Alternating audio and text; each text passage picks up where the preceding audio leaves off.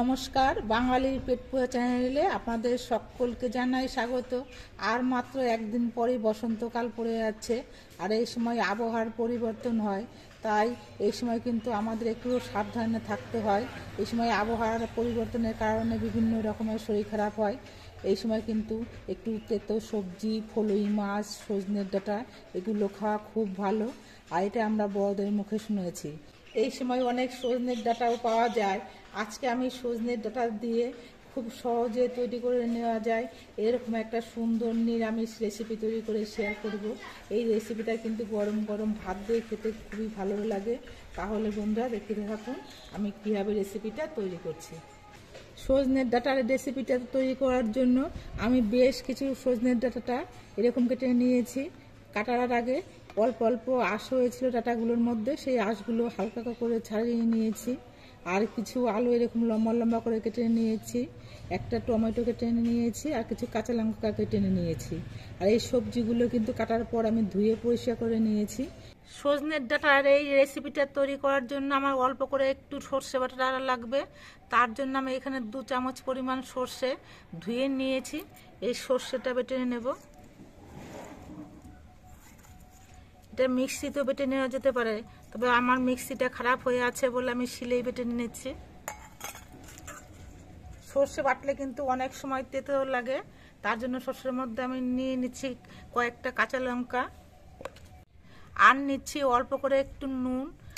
এই নুন আর কাঁচা লঙ্কা দিয়ে সর্ষে বাটলে কিন্তু সর্ষে বাটা কখনো তেতো হয় না।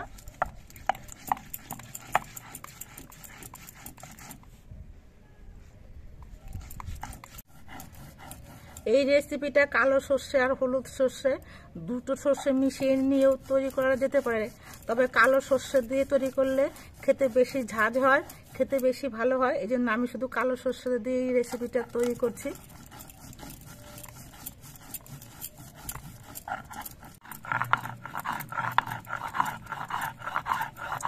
সর্ষে আমি নুন আর লঙ্কা দিয়ে মিহি করে বেটে নিয়েছি, এটা একটা বাটির মধ্যে তুলে নিচ্ছি।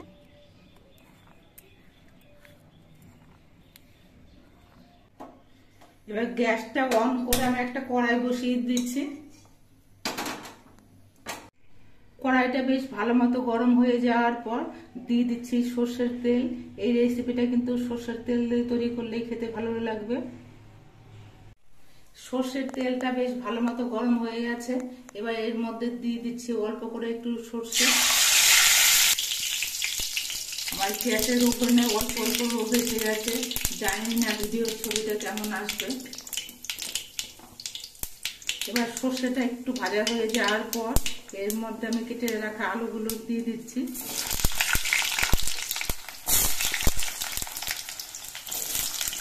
আলুগুলো দিয়ে একটুখানি সময় নেড়ে চেড়ে ভেজে নেব। আলুর পিসগুলো আমি মিনিট 30টার মতো ভেজে নিয়েছি। এবার এর মধ্যে সজনের ডাঁটাগুলো দিয়ে দিচ্ছি।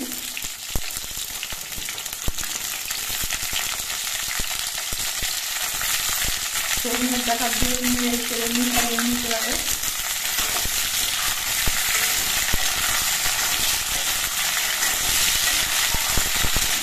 সজনের ডাঁটাগুলো দিয়ে 4-5 মিনিটের মতো কিন্তু ভেজে নিতে হবে। আর ভাজার সময় কিন্তু অনবরত নাড়তে হবে যাতে নিচে লেগে না যায়। সজনের ডাঁটা আলু এগুলো বেশ ভাজা হয়ে একটুখানি কালার চেঞ্জ হয়ে গেছে, এই দেখুন। আর বেশিক্ষণ কিন্তু ভাজার প্রয়োজন নেই। এবার এর মধ্যে দিয়ে দিচ্ছি একটা টমেটো কুচি, দিয়ে দিচ্ছি কয়েকটা চেরা কাঁচা লঙ্কা, আর দিয়ে দিচ্ছি পরিমাণ মতো নুন।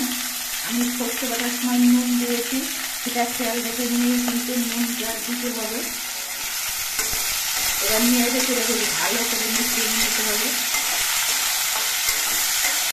এবার এর মধ্যে দিয়ে দিচ্ছি পরিমাণ মতো হলুদের গুঁড়ো। আমি ছোটো চামচের 1 চামচ দিলাম। আর রেসিপিটার কালারটা যাতে খুব সুন্দর হয় তার জন্য একটুখানি কাশ্মীরি লঙ্কার গুঁড়ো দিচ্ছি।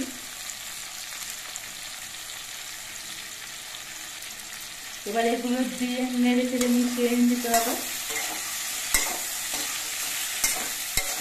হলুদের গুঁড়ো আর লঙ্কার গুঁড়োটা যাতে পুড়ে না যায় তার জন্য সামান্য একটুখানি জল দিচ্ছি। এবার এই মশলাগুলো দিয়ে সজনের ডাঁটা আর আলু দিয়ে কিছুক্ষণ কষিয়ে নিতে হবে। সজনের ডাঁটার এই রেসিপিটা কিন্তু খুব অল্প সময়ে তৈরি করে নেওয়া যায় আর খুব সহজে তৈরি করে নেওয়া যায়, কিন্তু এটা আপনারা একদিন তৈরি করে খেয়ে দেখবেন, গরম গরম ভাত দিয়ে খেতে কিন্তু আমাদের ভীষণ ভালো লাগবে। এখন তো বাজারে অনেক সজনের ডাঁটার আমদানি হবে, তো এই সময় আপনারা সজনের ডাঁটা দিয়ে একদিন এই রেসিপিটা অবশ্যই খেয়ে দেখবেন। মশলা দিয়ে কিছুক্ষণ কষিয়ে নেওয়ার পর দেখুন টমেটোগুলো কিন্তু সব নরম হয়ে গলে গেছে আর মশলাগুলো কিন্তু এখন অল্প অল্প কয়েক নিচে লেগে পড়ছে। এবার এর মধ্যে আমি ঝোল দিয়ে দিচ্ছি, কারণ এখনো কিন্তু সজনের ডাঁটা আলু এগুলো সেদ্ধ হয়নি, এই জন্য অল্প ঝোল দিয়ে সেদ্ধ করে নিতে হবে। একটা ঢাকনা দিয়ে ঢেকে দিচ্ছি, তাহলে আলু আর সজনের ডাঁটাটা খুব তাড়াতাড়ি সেদ্ধ হয়ে যাবে। মিনিট 5 পর আমি ঢাকনাটা খুলে নিচ্ছি, আর একবার নেড়ে চেড়ে দিচ্ছি।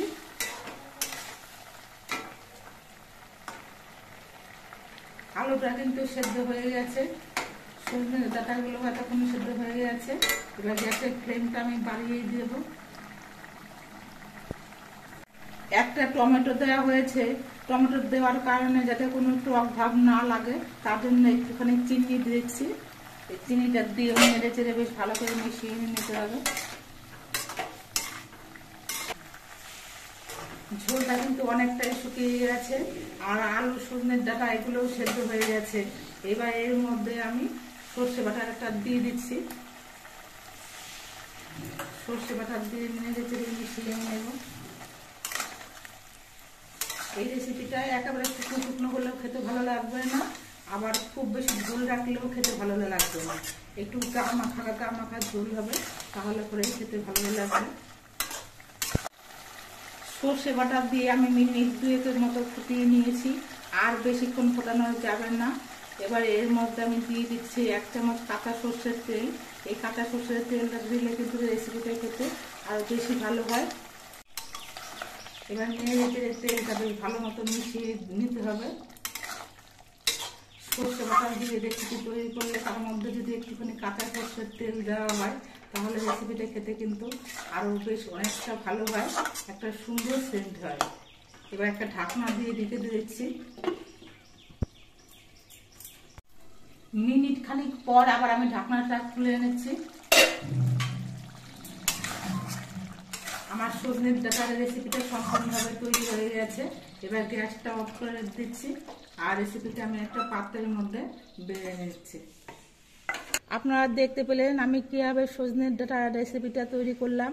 এই রেসিপিটা দিয়ে গরম ভাত দিয়ে খেতে কিন্তু বন্ধুরা ভীষণই ভালো হয়। আপনারা একদিন তৈরি করে খেয়ে দেখবেন, আশা করছি আপনাদেরও ভালো লাগবে। আর আমাদের ভিডিওটা আপনাদের কেমন লাগলো, যদি ভালো লাগে ভিডিওটিতে একটি লাইক দেবেন, নতুন বন্ধু হলে চ্যানেলটিকে সাবস্ক্রাইব করে দেবেন। সকলে সুস্থ থাকবেন, ভালো থাকবেন, দেখা হবে পরবর্তী আরেকটি ভিডিওতে।